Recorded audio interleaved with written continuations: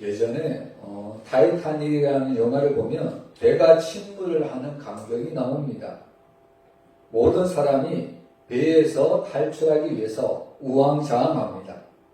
그때에 이 구명조끼를 구하지 못해서 쩔쩔매던 어떤 돈 많은 부자가 구명조끼를 가진 사람에게 돈을 한 뭉치 줍니다. 그러면서 그 구명조끼를 나에게 팔라고 합니다. 여러분 같으면 이런 상황에서 구명조끼를 파시겠습니까? 뭐니 해도 돈이 좋다고 많은 돈을 주니까 그때 여러분들 돈을 받고 자기에게 하나밖에 없는 구명조끼를 그 부자에게 파시겠습니까? 여러분 사실 배가 침몰하는 상황에서 가장 귀하고 소중한 것은 자기의 생명을 지킬 수 있는 구명조끼입니다. 물에 빠지지 않도록 자신을 지켜주는 구명조끼는 그 어떤 것보다 소중합니다. 결국 그런 상황에서 돈이라는 것도 정말 어떻게 보면 자신이 살아있을 때 돈이 좋은 것이지 죽은 다음에는 돈은 아무런 소용이 없습니다. 여러분 사실 배가 침몰할 상황을 대비해서 준비해둔 이 구명조끼를 보면요. 어떻게 보면 전혀 불필요한 물건인 것처럼 보입니다. 어떻게 보면 부피만 차지한 것 같이 보입니다. 평소 상황에는 바로 이 구명조끼는 아무런 필요가 없다는 겁니다. 그런데 오늘 이 배가 침몰하게 된다면 이 구명조끼보다 더 소중한 것은 아무것도 없습니다. 여러분 배가 침몰하는 그 상황이 오면 돈도 휴지 조각으로 취급되어 버리고요. 바로 구명조끼는 무엇을 주고도 바꿀 수 없는 가장 귀한 것으로 우리가 여길 수밖에 없습니다. 그래서 이렇게 침몰하는 당시에 이 구명조끼는 바로 생명조끼라는 말씀입니다. 노아가 이 하나님의 심판의 경고를 듣고 이 방주를 만들었죠. 근데 사람들은 이 방주를 만드는 노아의 행동을 이상하게 생각을 합니다. 쉽게 얘기하면 정신 나간 사람으로 여겼습니다. 하나님이 만들라고 명령하신 이 방주의 규모는 땅에서 만들어서 도저히 바다까지 끌고 갈 수 없을 정도로 아주 큰 규모였습니다. 근데 그러한 크기의 방주를 바닷가도 아니고 땅에서 만든다는 것은 도저히 다른 사람에게는 이해할 수 없는 행동, 쉽게 얘기하면 정신 나간 행동일 수밖에 없습니다. 여러분 아무리 크고 아무리 좋은 방주라고 해도 물에 뜨지 않는다면 아무런 소용이 없는 거죠. 그러면 오늘 이 노아가 만드는 방주는 다른 사람이 보기에는 평상시에는 어떻게 보면 노아가 만든 방주는 아무런 의미가 없다는 겁니다. 어떻게 보면 필요 없는 물건, 필요 없는 배를 지금 노아가 만들고 있는 것처럼 여겨졌습니다. 근데 사실 이 노아가 만든 방주, 누가 옳았는가는 결국 하나님이 땅을 덮어버리는 홍수를 일으켰을 때 우리는 노아가 방주를 만들었던 것이 얼마나 귀한 것인지, 얼마나 중요한 것인지 그때서야 깨닫습니다. 여러분 노아가 방주를 만들 삶이 결코 헛된 것이 아니었고 땅에서 만든 방주가 무용지물이 아니었다는 것은 하나님이 이 땅에 홍수라는 대심판을 내렸을 때 바로 그때서야만 이 노아의 방주가 옳았다는 것을 우리가 알 수가 있습니다. 결국 노아가 만든 방주는 하나님이 말씀하신 대로 그대로 시행이 되었습니다. 여러분 사람들은 물에 잠겨 죽어가면서 방주에 다시 생명을 거진 노아를 바라보면서 누가 진정으로 지혜 있는 자인가를 그때서야만 깨달았을 겁니다. 그리고 자기 자신을 향하여 자신은 정말로 미련한 사람이고 정말로 어리석은 사람으로 그들은 생각할 수밖에 없었습니다. 여러분 지금 이 시대도 마찬가지거든요. 우리가 아무리 세상에 종말이 온다, 예수님의 재림이 가까이 왔다 이렇게 외치지만 여러분 세상 사람들은 그 말을 듣지 않습니다. 곧이곧대로 듣지 않습니다. 우리가 사는 세상이 얼마나 평화롭습니까? 얼마나 이 세상이 부유합니까? 근데 주님이 와서 마지막 때에 와서 심판하신다? 여러분 그런 일은 세상 사람들이 일어나지 않을 것이라고 생각을 합니다. 그런데 언제가 되면 이 땅에서 행한 모든 것들이 정말 언제가 되면 누가 행한 행동들이 옳은 것인가 판가름이 날까요? 바로 노아의 홍수처럼 하나님 대홍수를 일으키실 때 그리고 마지막에 하나님 예수 그리스도를 다시 이 땅 가운데 보내실 때 그때서는 과연 누가 이 땅에서 옳은 삶을 살았는가 우리는 그때서야만 비로소 성도들의 삶이 옳은 삶이었다는 것을 인정할 수밖에 없을 겁니다. 여러분, 예수님의 재림이 더디다고 해서 세상 사람들은 예수님이 오지 않을 것이다, 그러면서 여전히 자기의 삶을 살고 있지만 결국 마지막 때가 되면 그때서야 자기들의 삶에 후회를 하고 한탄을 하고 통곡을 할 수밖에 없습니다. 여러분, 이 그때는 어떻게 보면 버스가 지난 다음에 손을 흔드는 것과 똑같습니다. 그래서 우리는 이 노아의 대홍수를 바라보면서요, 물론 지금 이 시대는 아직도 예수님이 오지 않았지만 그럼에도 불구하고 하나님을 믿는 성도들은 하나님이 하신 약속의 말씀대로 예수님은 반드시 오신다, 분명히 오신다, 꼭 오신다. 그래서 사실 오늘 우리가 살아가는 그 날이 예수님께서 오시는 재림의 날이라고 우리가 생각을 하고, 우리는 노아처럼 늘 하나님의 말씀에 순종하는 삶을 살아가야 된다는 이야기입니다. 결국 마지막 때가 되면 노아 홍수와 같이 마지막 때는 이 세상에 하나님의 대심판을 내릴 수밖에 없습니다. 여러분, 이런 심판이라는 상황에서 정말로 무엇이 소중하고 무엇이 귀한 것이고 어떤 삶이 지혜 있는 삶인가는 마지막 때가 되어보면 알 수가 있습니다. 우리가 살아가는 세상에는 무엇보다 돈이 필요하죠? 돈은 벌어야 합니다. 근데 안타깝게도 세상은 이 돈을 가장 소중하고 가장 귀한 것으로, 가장 가치 있는 것으로 여기고 있습니다. 모든 지혜와 모든 지식이 바로 돈을 벌기 위한 수단과 방법의 도구로 사용되고 있다는 겁니다. 근데 오늘 우리가 계시록 말씀을 보면요, 바로 하나님의 일어난 세상에서 바로 심판을 외치고 있다는 것을 우리가 귀담아 들어야 합니다. 오늘 우리가 읽은 이 16장 계시록을 보면요, 큰이라는 단어가 나오죠. 여러분, 이 크다라는 단어는 단순히 크다, 많다 이런 의미를 가지기보다는 여기에서 나온 이 크다는 개념은 하나님의 확정된 일을 발표하거나 하나님이 일을 시작할 때 바로 크다라는 개념을 들어서 사용하고 있습니다. 무슨 말일까요? 결국 하나님의 심판이 확정되었다는 겁니다. 결국 하나님의 심판이 시작이 되었다는 이야기입니다. 그래서 여기서 하나님의 그 심판이 확정되고 시작이 되었다는 의미로 크다라는 의미를 사용하고 있습니다. 그래서 우리는 늘 오늘 이 말씀을 우리가 귀담아 듣고 우리의 남은 생애가 어떤 삶을 살아가야 될 것인가, 우리가 항상 주의 깊게 우리가 믿음 생활을 해야 된다는 말씀입니다. 그래서 오늘 우리가 1절 말씀 우리 한번 같이 읽어보겠습니다. 또 내가 들으니 성전에서 큰 음성이 나서 7 천사에게 말하되 너희는 가서 하나님의 진노의 7 대적을 땅에 쏟으라 하더라. 아멘. 여러 때로는 믿는 성도들도 그렇고 안 믿는 사람들도 그렇고요, 어떻게 보면 우리는 하나님이 우리에게 늘 부탁을 하는 것처럼 우리가 여겨지고 그 하나님의 말씀을 마치 우리에게 부탁을 하는 것처럼 우리가 그렇게 여길 때가 참 많이 있습니다. 무슨 말이냐면, 믿는 성도들은 정말 예수를 잘 믿어라, 정말 예수님을 잘 믿고 신앙생활을 잘해라. 우리는 그것을 어떻게 받아들였냐면, 하나님이 너희들에게 복을 줄 것인데 너희들이 예수를 잘 믿으면 복을 받을 것이다. 근데 너희가 복을 받지 못하는 이유는 너희가 하나님을 아직까지 예수님을 잘 믿지 않고 믿음대로 신앙생활을 하지 않기 때문입니다. 내가 정말 복을 줄 테니 제발 좀 예수를 잘 믿으라. 이걸 어떻게 보면 우리는 하나님의 말씀을 이런 식으로, 하나님의 말씀은 우리에게 하는 당부나 부탁의 말씀으로 우리가 하나님의 말씀을 여길 때가 많습니다. 여러분, 이런 말씀은 구약 성경에 우리가 어떤 식으로 표현할 수 있냐면, 쉽게 얘기하면 우리는 하나님의 말씀을 농담으로 여긴다는 이야기입니다. 여러분, 사실 하나님의 말씀은 우리에게 부탁하는 말씀이 아닙니다. 여러분, 하나님의 말씀은 때로는 겉면의 말씀도 들어가 있지만, 여러분, 때로는 하나님의 모든 말씀은 실제적으로 우리에게 부탁이나 겉면이 아니라 실제적으로 하나님의 말씀은 선포라는 것을 잊어서는 안 됩니다. 여러분, 선포는 무슨 뜻입니까? 명령이라는 겁니다. 여러분, 왕이 명령을 내리면 그 명령을 지켜야 될까요? 지키지 말아야 될까요? 반드시 지켜야 합니다.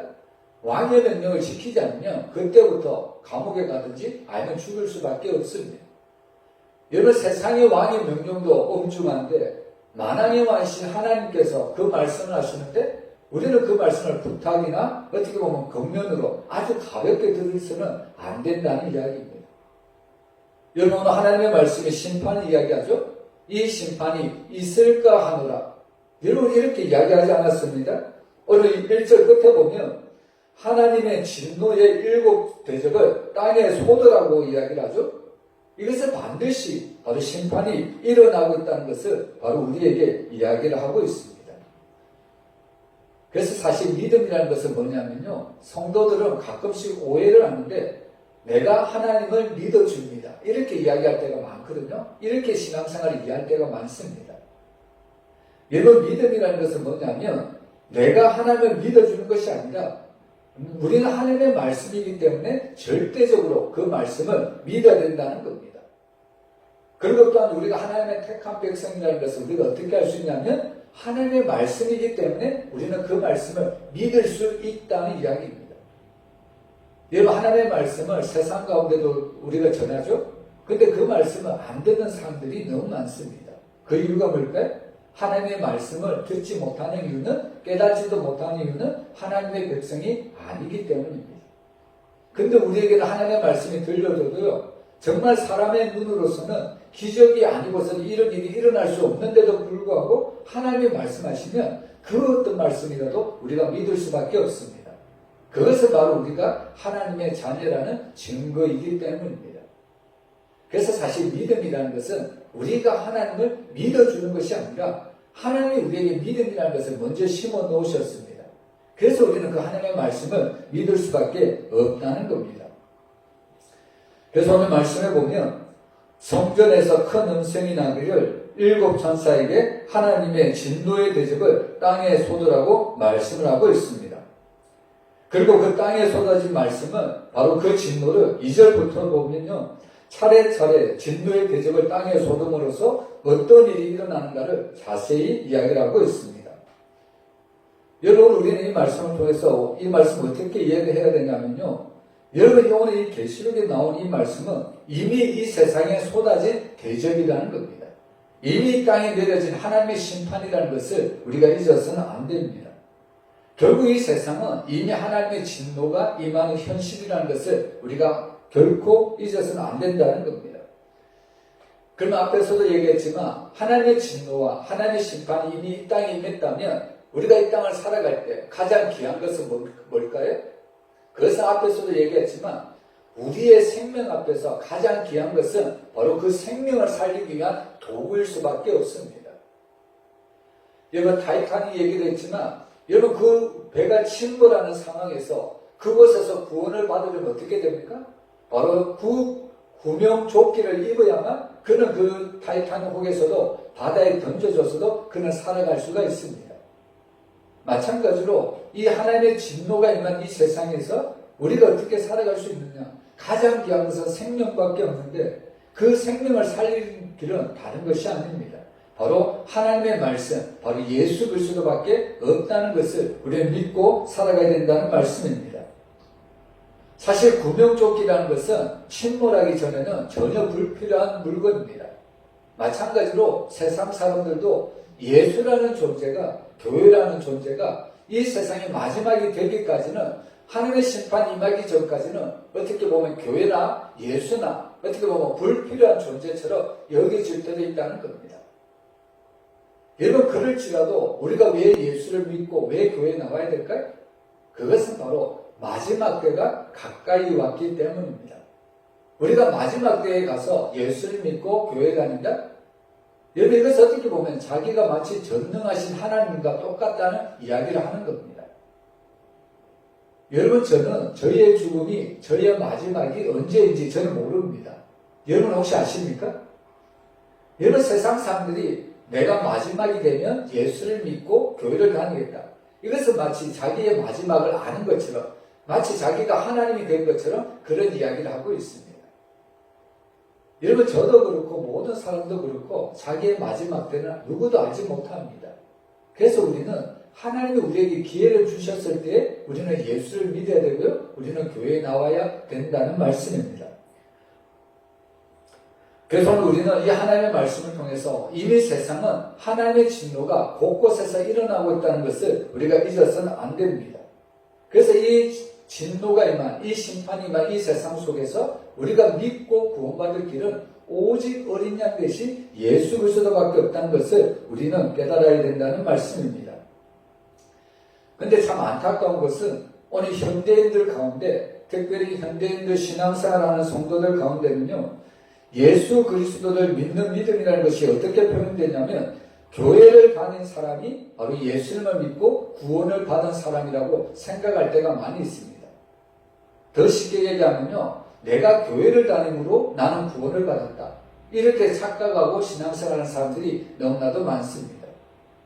여러분, 마치 교회를 다니는 것이 내가 구원받은 보증수표와 같이 여기는 성도들이 많이 있다는 겁니다. 여러분, 교회가 우리의 구원을 보증해 줄까요?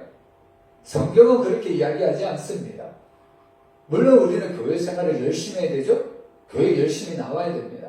그러나 내가 교회를 다닌다고 해서 내가 구원받은 증거가 될 수가 없다는 겁니다. 더 중요한 거는요, 내가 예수 그리스도를 믿어야만 구원의 확실한 증거, 예수 그리스도만이 나의 구원의 보증서가 믿고 우리가 살아가야 된다는 말씀입니다. 근데 때때로 성도들은 마치 내가 교회를 다니는 것으로 내가 구원을 얻었다, 이렇게 착각하는 사람들이 많이 있거든요. 이런 착각을 가진 성도들은 대부분 이런 더 큰 착각을 하는데요. 어떤 착각을 하냐면 내가 큰 교회, 대형 교회를 다니므로 나는 이만한 큰 믿음을 가지고 있다, 이렇게 착각하는 사람들이 많이 있거든요. 이런 대형 교회를 다니는 성도들 중에는 간혹 내가 이렇게 큰 교회를 다니니까 나는 믿음이 아주 크다, 이렇게 착각하면서 교회를 다니는 사람들이 많습니다. 여러분, 대형 교회를 다니면 큰 믿음을 가진 성도고 작은 교회를 다니는 성도는 믿음이 작은 성도일까요? 여러분, 그렇지 않습니다.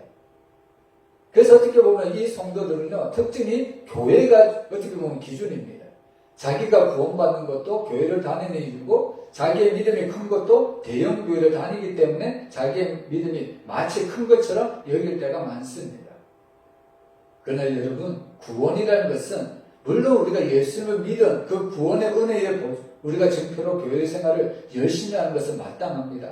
그러나 그 이전에 구원의 모든 갈림길은, 모든 기준은 예수님밖에 없다는 것을 우리가 깨달아야 된다는 말씀입니다. 그래서 우리는 말씀을 통해서 오직 예수님만이 우리에게 구원의 열쇠가 된다는 것을 믿고 우리는 날마다 예수님만 사랑하고 예수님만 따라가는 그런 신앙생활을 해야 된다는 말씀입니다. 결국 예수 그리스도 밖에 있는 자는 심판이고요, 예수 그리스도 안에 있는 자는 구원이라는 것을 우리는 계시록을 통해서 철저히 깨달을 수가 있습니다. 오늘 우리는 본문 말씀을 읽으면서요, 이 하나님의 재앙은, 하나님의 심판을 우리가 듣지만 특별히 이 하나님의 심판이 어떤 점과 유사점이냐면 과거 바로 애굽에 내렸던, 바로 하나님께서 10가지 재앙을 내렸던 그 심판과 비슷하다는 것을 우리가 알 수가 있습니다. 2절에서 말하는 이 독정을 보면요, 애굽에 내려진 6째 재앙과 같습니다. 그리고 3절에서 바다가 피로 변한 것이나 4절에서 강과 물고는 피로 변한 것은 애굽에서 있었던 첫째 재앙과 같다는 것을 우리가 알 수가 있는 거죠. 여러분, 이처럼 진노의 대접이 쏟아졌을 때 바로 세상에 내려진 재앙이 애굽의 재앙과 같다는 것은 바로 우리에게 오늘 이 말씀은 해석하는 힌트가 되는데 무엇이냐면 바로 이 대접에 일어나는 모든 재앙이 바로 애굽의 재앙을 이해를 하면 바로 오늘 대접에서 일어나는 모든 재앙을 우리가 쉽게 이해할 수 있다는 말씀입니다. 여러분, 애굽에 내렸던 그 재앙은요, 단순히 이스라엘을 억압하고 고통스럽게 하는 애굽을 징계하고 이스라엘을 구원내기 위한 하나님의 재앙이 아닙니다. 여러분, 사실 이스라엘이 애굽의 종이 된 것은 하나님이 누구에게 미리 알려주셨을까요? 바로 하나님은 이미 아브라함에게 자식의 아브라함의 자손이 애굽 땅에 건너가서 바로 400년 동안 종살이할 것을 이미 하나님은 아브라함에게 알려주셨다는 이야기입니다. 여러분, 이처럼 이스라엘의 애굽이 종이 된 것은 이미 아브라함에게 일찍부터 알려진 하나님의 약속이었다는 겁니다. 그래서 하나님의 계획에 의해서 이스라엘이 애굽의 종이 되고 그리고 모세를 보내서 바로 이스라엘을 구출하고 있다는 겁니다. 근데 만약에 우리가 이 애굽의 재앙을 단지 이스라엘의 구출로만 이해해버린다면 하나님은 어떻게 보면 참으로 번거로운 방법을 쓰고 있다는 겁니다. 무슨 이야기냐면 여러분 하나님은 아브라함에게 이미 이 애굽의 너희들은 종이 될 것이다 이렇게 이야기를 했는데 하나님은 그렇게 말씀해 놓고 실제로 이 이스라엘 백성들이 애굽에 들어가서 종이 되었죠. 그리고 또 그 종을 또 하나님께서 번거롭게 지금 구원해 내고 있다는 겁니다. 하나님이 10가지 재앙을 통해서 어떻게 보면 하나님이 단순히 애굽의 종이 되었던 이스라엘을 구원하기 위해서 이런 방법을 썼다면 하나님은 상당히 지금 번거로운 방법을 쓰고 있다는 것을 우리가 알 수가 있는 거죠. 그래서 사실 우리는 이 말씀을 통해서 하나님이 이스라엘 백성을 애굽 땅에서 구원해낸 것은 단순히 애굽이 하나님의 백성을 징계하고 고난에 빠뜨렸기 때문에 그들을 구원해낸 것이 아니라는 말씀입니다. 여러분 사실 하나님이 이 애굽 땅에 10가지 재앙을 내리신 가장 근본적인 이유는 뭐냐면요. 바로 참된 하나님의 백성을 드러내기 위해서입니다. 누가 진짜 하나님의 백성인가를 하나님은 구별해 내시기 위해서 바로 10가지 재앙을 통해서 하나님은 알게 해주셨다는 겁니다. 여러분 사실 인간이라는 것은 모두 다 똑같은 존재죠. 여러분 이스라엘이라고 해서 특별히 구별된 존재가 아닙니다. 이스라엘만이 자신은 선택된 민족이다 이렇게 이야기하겠지만 여러분 그렇지 않다는 겁니다. 이스라엘이라고 해서 애굽보다 나은 존재가 아닙니다. 우리가 그것을 어디서 알 수 있냐면 여러분 하나님께서 애굽에 처음 재앙을 내리시죠. 여러분 하나님이 애굽에 처음 재앙을 내리실 때 어떻게 재앙을 내리셨을까요? 이스라엘에 있는 땅에는 재앙을 안 내리시고 애굽 땅만 하나님께서 재앙을 내리셨을까요? 그렇지 않습니다. 여러분 초반에 재앙을 내리신 거 보면 하나님은 이스라엘이 사는 땅이나 애굽에 있는 땅이나 똑같이 동일한 재앙을 내리신 것을 볼 수 있습니다. 그것은 무슨 의미일까요? 여러분 이스라엘이나 애굽인이나 똑같은 죄인이라는 사실입니다.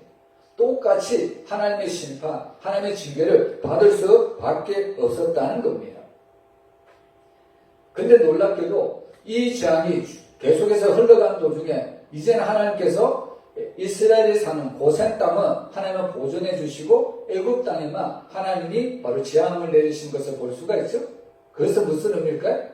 바로 그때서야만 바로 하나님이 자기가 택한 백성이 누구인가를 구별해낸 족속이 누구인가를 누구를 선택했는지를 바로 하나님은 알려주신 바로 내용이라는 겁니다.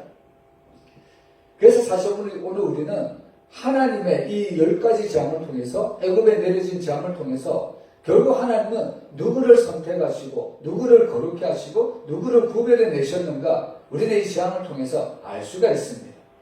하나님은 바로 이 10가지 재앙을 통해서 그것을 선별해 나가고 있다는 겁니다. 여러분 오늘날 세상에 많은 사람들이 있죠. 그런데 결국에 이 수많은 사람들 중에 결국 하나님은 바로 구별된 자를 하나님께서는 갈라놓습니다. 결국 마지막에는 알곡과 가라지로 하나님께서는 구별하신다는 거예요. 결국에 알곡은 천국 창고로 가라지는 바로 심판의 자리로 바로 나아갈 수밖에 없습니다. 이것이 바로 하나님께서 10가지 재앙을 내리신 근본적인 이유라는 겁니다. 그러면 왜 처음에 이스라엘이나 그리고 애굽인들은 왜 똑같이 다 징계를 받을 수밖에 없었을까요? 여러분 사실 세상에 사는 사람들의 특징이 있죠.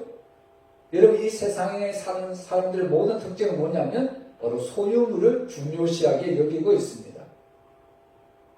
여러분 이 땅에 많은 사람들은 자기가 많은 것을 가져야만 많은 것을 소유해야만 자기의 미래나 자기의 앞길이 행복하고 탄탄되도다 이렇게 생각을 하고 있습니다.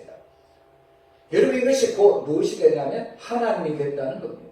자기가 가진 모든 것들이 이제는 하나님으로 여기고 그것만 가지고 있으면 자기의 소유물만 있으면 나는 세상에서 남부러울 것이 없이 떵떵거리며 살아갈 수 있다는 이야기입니다. 우리가 지난 주일에 시편 말씀을 나누면서 이런 말씀을 드렸습니다. 의인의 적은 소유가 악인의 풍성함보다 낫다는 말씀은 제가 드렸습니다. 여러분 세상의 이치로 보면 이것은 정반대죠. 많은 소유물을 가지고 있어야 풍성하게 살아야 행복하게 살아가는 거지 적은 소유를 가지고서는 결코 행복하게 살아갈 수가 없습니다. 그런데 하나님은 정반대의 이야기를 하시지 않습니까? 의인의 소유가 악인의 풍성함보다 낫습니다. 세상 사람들로는 이해가 되지 않죠? 그런데 우리가 이것이 여기 보면 의인과 악인을 대비해서 이야기를 하는데 특별히 성경은 시편 기자에서는 의인은 누구를 이야기하냐면 하나님을 믿는 성도들, 하나님을 선택된 성도들을 이야기하고 있습니다. 반대로 악인들은 바로 하나님을 믿지 않고 하나님을 떠나버린 세상 사람들을 이야기하고 있습니다. 그래서 세상 사람들, 즉 악인들은 바로 하나님 없이 살기 때문에 자기가 먹을 것을 스스로 구해야 되고요. 자기의 인생, 자기의 모든 미래를 스스로 책임져야 합니다. 그래서 어떻게 합니까? 어떻게 해서든지 하나라도 더 모아야 합니다. 남이 가진 것을 하나라도 더 빼앗아야만 내가 어떻게 보면 힘들고 어려울 때 나는 그런 힘들고 어려움을 내 스스로 극복해 나갈 수 있기 때문입니다. 이것이 바로 세상이 말하는 악인의 풍성함입니다. 근데 거기에 비해서 의인의 적은 소유는 어떻습니까? 여러분 사실 의인들은 정직하게 살기 때문에 여러분 의인들은 많은 것을 가질 수가 없습니다. 근데 중요한 것은 뭘까요? 의인들은 지금 내가 가진 것이 적을지라도 하나님은 나의 아버지로 모시고 살아가기 때문에 이것은 마치 은행 잔고에 예금을 저축해 놓은 것과 같이 지금 나는 가진 것은 없지만 그러나 은행 잔고에는 어마어마한 예금이 있다는 겁니다. 그래서 우리는 늘 필요할 때마다 하나님 앞에 구하면 되고 찾으면 되고 두드리면 된다는 겁니다. 그래서 의인의 소유가 악인의 풍성함보다 낫다는 것을 이야기하고 있습니다. 그리고 결론적으로 그 뒷구절을 보면 이런 말씀을 하시는데 결국 의인도 그렇고 악인들도 그렇고 어떻게 보면 세상을 살아가다가 어려운 현실을 맞이할 때가 있다고 이야기합니다. 근데 중요한 것은 악인들은 자기의 소유물을 많이 가졌지만 결국에 악인들의 팔은 부러진다고 이야기하거든요. 무슨 이야기냐면 악인들은 하나님을 믿지 않는 자들은 자기가 가진 모든 소유물이 나를 지켜주고 나를 보호해줄 것으로 여겼는데 여러분 사실 우리가 가진 것들이 나를 지켜주고 나를 보호해줄 수 있을까요? 물론 일부분은 나를 지켜주고 보호해줄 수 있겠지만 여러분 우리가 믿고 의지했던 그 모든 소산물은 우리를 지켜주지 못합니다. 여러분 우리의 생명은 하나님에 속해 있는 거예요. 하나님께 속해 있는데 우리가 모았던 돈, 재물 그런 것들 가지고 우리의 생명을 우리가 지킬 수 있나요? 그렇지 못한 거죠. 그래서 하나님은 마지막 때가 되면 이 땅을 살아가는 모든 사람들은 의인도 그렇고 악인도 그렇고 힘든 삶을 우리가 살아가지만 그러나 그 마지막은 결국에 악인들은 자기의 소유물로 자기 하나님을 삼은 그 모든 사람들은 그들의 팔이 부러질 수밖에 없다. 결국 그들의 삶은 힘들 수밖에 없다. 그러나 의인들은 하나님께서 붙드신다고 약속하고 있습니다. 여러분 결국 의인들의 삶을 하나님께서 붙들어 주신다는 것은 이 땅에서 최종 승리자를 하나님께서 의인들을 바로 하나님이 최종 승리자로 여겨주신다는 말씀입니다. 그래서 여러분 이 애굽의 10가지 재앙 중에 처음에 이 재앙을 내렸을 때 바로 이스라엘 민족이나 애굽 민족이나 그들은 무엇을 하나님으로 삼고 삼았냐면 자기의 소유물로 하나님으로 삼고 살아갔다는 이야기입니다. 그럴 때 하나님은 그들을 심판하셨던 것을 볼 수가 있죠. 근데 이제 점점 이런 심판이 되어가는 과정 중에 하나님은 결국에 이 고센 땅에 있는 이스라엘 백성들을 구별하여 그들을 지키시고 보호하십니다. 우리는 이것을 통해서 무엇을 할 수 있냐면 이스라엘 백성들이 점점 구별되어 가고 점점 성화되어 가고 점점 하나님의 백성답게 만들어가는 것을 볼 수가 있습니다. 이제는 자기가 가진 소산물을 자기의 신으로 자기 하나님으로 삼는 것이 아니라 철저히 여호와 하나님만을 나의 하나님으로 삼겠다는 믿음의 고백 가운데 바로 이스라엘 백성들이 고센 땅에서 바로 구별된 존재로 여김을 받을 수가 있었다는 말씀입니다. 이번 그 대표적인 재앙이 바로 10번째 재앙입니다. 결국 우리는 이 10번째 재앙을 통해서 우리는 누구를 통해서만 구원을 받을 수 있냐면 어린 양 대신 예수 그리스도의 보혈의 공로로만 우리가 구원을 받을 수 있다. 우리가 이것을 확실히 바로 알 수가 있다는 말씀입니다. 그래서 오늘 우리가 말씀을 보면요, 계시록에 나오는 바로 이 일곱 천사가 일곱 대전의 잔을 쏟는다는 것은 바로 우리가 출애굽 당시에 바로 애굽에게 내렸던 이 10가지 재앙을 통해서 우리가 이 말씀을 이해해 볼 수가 있다는 말씀입니다. 여러분, 마찬가지로 오늘을 살아가는 성도들은요, 과연 누구를 정말 의지하며 살아가야 되는가? 우리는 이 말씀을 통해서 분명히 알 수가 있죠. 여러분, 정말 우리가 하나님의 택한 백성이고 구별된 존재고 하나님을 믿는 성도라면 우리는 세상의 그 어떤 것보다 하나님만을 우리가 의지하며 살아가야 합니다. 우리가 주일 오후 때 우리가 이제 예배 말씀 마치고 그런 찬양을 부르잖아요. 내가 주인 삶은 모든 것 내려놓고 내 주 대신 주님만 사랑해. 여러분, 이것이 평생에 우리의 고백이 되어야 합니다. 여러분, 우리의 주인은 내가 아닙니다. 십자가에서 나의 모든 것을 다 사신 주님이 이제는 나의 주인이라는 것을 우리는 한순간도 잊지 말아야 합니다. 그래서 어린 양 되신 예수님이 어디로 이끄시는지 우리는 그 주님의 길을 따라가며 순종하며 우리가 살아가야 된다는 말씀입니다. 우리가 그럴 때 하나님은 우리에게 영원한 바로 그 생명을 바로 허락해 주신다는 사실입니다. 그래서 우리 6절 말씀에 보면 그들이 성도들과 선지자들의 피를 흘렸으므로 그들에게 피를 마시게 하신 것이 합당하나이다 하더라. 이 말씀을 하고 있습니다. 여러분, 사실 성도들과 선지자들 앞서서 피를 흘리신 분은 바로 어린 양이신 예수 그리스도입니다. 여러분, 이들이 예수님 앞에 피를 흘렸다는 것은 무슨 의미냐면 어린 양 대신 예수님과 항상 동행하는 삶을 살았다는 것을 의미하고 있습니다. 여러분, 우리가 창세기에 나오는 에녹도 하나님과 바로 동행하는 삶을 살았다고 말씀하죠. 여러분, 사실 에녹이 하나님과 동행하며 살았던 그 이유가 있습니다. 그것은 바로 하나님께서 이 땅에 심판을 내리신다는 사인을 바로 에녹에게 주셨기 때문입니다. 그때부터 이 에녹은 하나님과 늘 동행하는 삶을 살았습니다. 그리고 그 결과로 에녹은 죽음을 보지 않고 하나님께로 올라갔습니다. 여러분, 오늘 계시록에 나오는 이 6절 말씀도 바로 오늘 이 말씀을 보면 성도들도 선지자들도 피를 흘렸다고 이야기를 합니다. 이 말씀은 어린 양 되신 예수님께서 우리 대신 십자가에서 피를 흘려주셨다는 것을 믿는 성도들, 그리고 그것을 믿는 선지자들이 그 주님과 함께 동행하는 그 믿음의 삶을 살아간다는 것을 의미하고 있다는 겁니다. 그래서 사실 성도들의 삶은요, 이 땅에서 피를 흘리고 사는 삶이라는 것을 잊어서는 안 됩니다. 여러분, 이 말씀을 오해하지 않기를 바랍니다. 성도들의 삶이 피를 흘리며 사는 삶이라고 했더니 어떤 성도들은 진짜 피를 흘려야 되는가 보다 이렇게 생각하는 사람들도 있을 것 같은데요. 여러분, 사실 여기서 피를 흘린다는 것은 무슨 의미냐면 바로 희생을 이야기하고 있습니다. 여러분, 예수님은 십자가에서 우리의 구원을 위해서 자신의 모든 것을 다 주셨습니다.